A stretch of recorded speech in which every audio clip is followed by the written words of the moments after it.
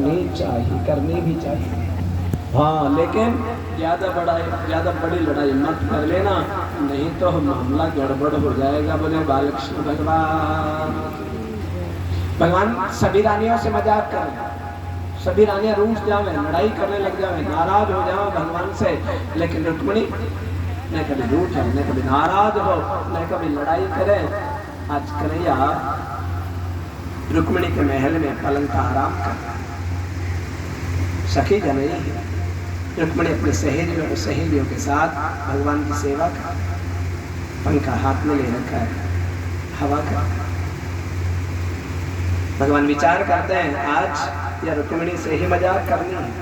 भगवान कहते हैं राजपुत्रेप्सिता भूपये लोकपाल विभूति भी महानुभावै श्रीमद्भे रूपौदार्य बलोर्जितैः।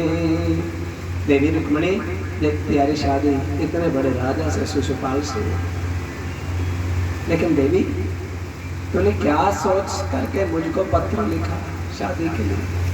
देख मैं सुंदर भी नहीं, काला रंग मेरा, न मेरी जाति का ठिकाना, न मेरे माँ बाप का ठिकाना। कोई मोती वसुदेव देव की कुलाला का है, कोई नंदी यशोदा कुलाला का। देवी राजाओं के मित्र तो बड़े बड़े राजा होते हैं, लेकिन मेरे तो मित्र भी बाबा जी महात्मा ही होते। देखो देवी मैं वीर भी नहीं हूँ, जरासंध जैसे शत्रु के डर के मारे मथुरा छोड़कर आकर यहाँ समुद्र में रहने लग गया, द्वारकापुरी में रहने लग गया, मेरा नाम रण छोड़ पड़ा, तो मैं वीर भी नहीं। देवी तेरी शादी, इतने बड़े बड़े राजा तेरे से शादी करने के लिए तैयार था, शिशुपाल को तेरी सगाई भी हो गई थी, सुंदर सुंदर पुरुष मिल जाते, लेकिन तूने मुझ काले कलूटे से शादी की। रुक्मिणी फिर भी कुछ नहीं। भगवान कहते देवी भाई अब भी कुछ नहीं बिगड़ा, अब भी तुम चाहो तो तुम्हारी पसंद के किसी भी राजा से शादी कर लो, मुझे कोई ऐतराज नहीं है। अब भी तुम चाहो तो किसी से भी तुम शादी कर सकते, जा सकते हो, मुझे कोई ऐतराज नहीं है इसमें, है ना। चला करके लड़ाई करने की बात भगवान अब कह रहे हैं रुक्मिणी से, जब रुक्मिणी के 8 बेटा बेटी हो चुके हैं। देवी अब भी कुछ नहीं बिगड़ा, अब भी चाहो तो मैं तुमको शिशुपाल के संग भेज सकता हूँ।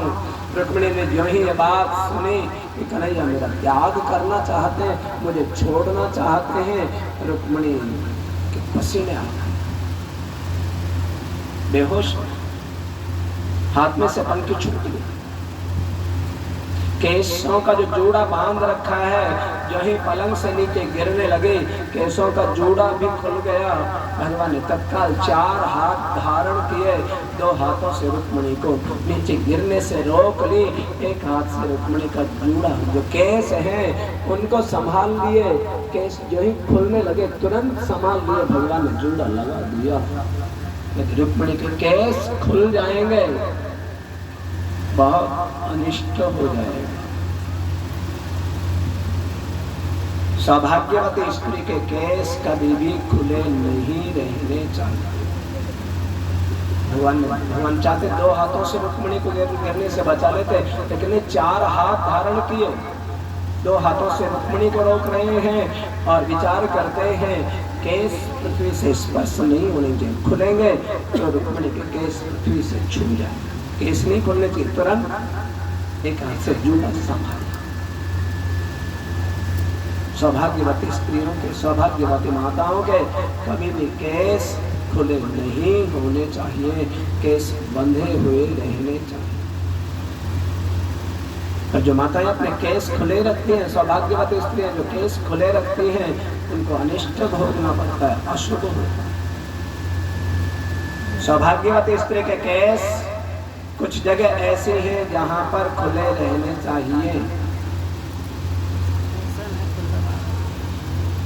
एक नहीं कह सकते, माताएं जब मासिक होती हैं, महीने से होती हैं, उस समय 3 दिन तक केस खुले रहने चाहिए। चौथे दिन स्नान करके चोटी करनी चाहिए।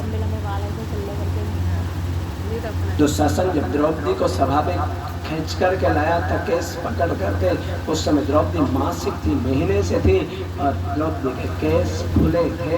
उन केसों को पकड़ करके लाया था और द्रौपदी ने प्रतिज्ञा कर ली थी, जब तक मैं दुशासन के छाते का लहू इनसे नहीं लगाऊंगी, चोटी नहीं करूंगी। उसका मतलब मासिक समय पर द्रौपदी के केस खुले थे। एक तो केवल मासिक हो उस समय पर 3 दिन तक खुले रखे केस। दूसरी बात, पति की मृत्यु हो जावे तब। तीसरा स्थान, पति के कोई भयंकर बीमारी हो गई हो जो ठीक होने की संभावना ही नहीं हो, असाध्य बीमारी हो गई हो। चौथी बात, पति जेल में बंद हो या पति पर कोई विशेष गहरा संकट हो। बस इन परिस्थितियों में माताओं के केस खुले रहने चाहिए। और इनके अलावा यदि कोई भी माताएं अपने केस खुले रखती हैं तो निश्चित उनको अनिष्ट भोगना पड़ता है। बोले बालकृष्ण भगवान की।